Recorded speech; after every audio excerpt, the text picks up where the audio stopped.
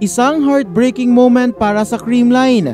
19-game winning streak na putol na. Defending champs, hindi kinaya ang bangis at uhaw ng Cherry Tigo. Pati mga commentators nagulat sa nangyari. Pero before we begin, please don't forget to subscribe, like and comment on this video. I-click din ang notification bell para lagi kayong updated sa Creamline happenings. Creamline vs Cherry Tigo, labanan ng number 1 team versus rank number 6. Sa game na ito ay nasaksihan ng bangis ng spikers ng dalawang koponan. Sino ang nanaig? Narito ang naging breakdown ng laban. Set number 1. Maaga pa lang, mainit na ang sagupaan ng dalawang teams. Walang gustong bumigay ang depensa kaya naman hindi nagkakalayo ang scores. Pero nagkaroon ng slight advantage ang Creamline dahil sa service aces ni Pangs Panaga at mga powerful attacks ni Tots Carlos. Hindi rin naman ito nagtagal dahil gumawa ng 4-point run ng Cherry Tigo sa pangunguna ni Ara Galang.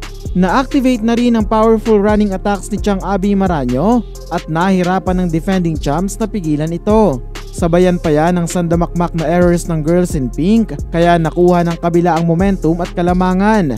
Sobrang sipag nga sa set na ito ng crossovers kaya hindi halos makapatay ng bola ang CCS. Ipinasok na rin ng CTC si Mylene Paat at agad naman itong nagpaulan ng puntos. Hindi na nga nagawa pa ng CCS na makahabol at nakuha na ng Cherry Tigo ang set sa score na 25-18. Set number 2. Katulad sa previous set, Creamline ulit ang nanguna sa scoring. Gumana ang mga smart plays ni Eliza Valdez at kumagat na rin ang mga long cross-court hits ni Jama Galanza. Halata nga sa kanila ang kagustuhang bumawi at halos hindi nila papalagin ang crossovers. Pero nag-iba ang ihip ng hangin matapos ang first technical timeout dahil nag-init si Eya Laure. Malalakas na spikes ang binitawan niya at naging mas impressive din ang net defense ng CTC. Activated din ang middles ng koponan kaya litong-lito din ng blockers ng defending champs.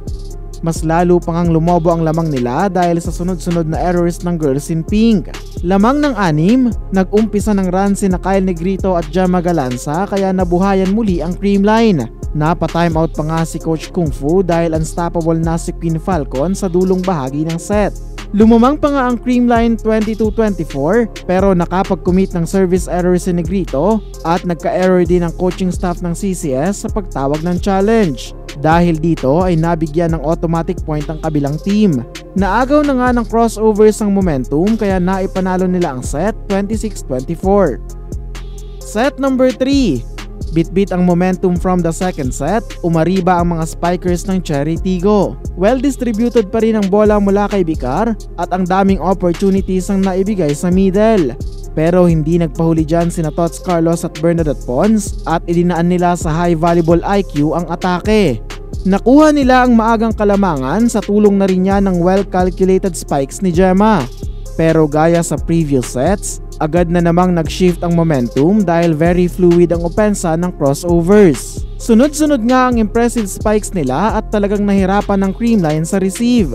Binuhat na rin ni Eya Laure sa crucial moment ang kanyang team using her power kaya naman nababasag niya ang blocks ng kabila. Gumana naman lalo ang net defense ng Cherry Tigo sa pangunguna ni Shaka Randang at mas binigatan pa nila ang serves.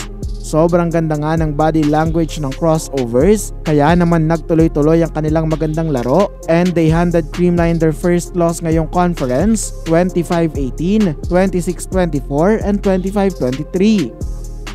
Ibang klaseng Cherry Tigo ang nasaksihan sa game na ito dahil talagang trinabaho nila ang panalong ito versus the title holder. From offense to defense hanggang sa sunod-sunod na kill blocks na ikinasorpresa pa nga ng mga commentators.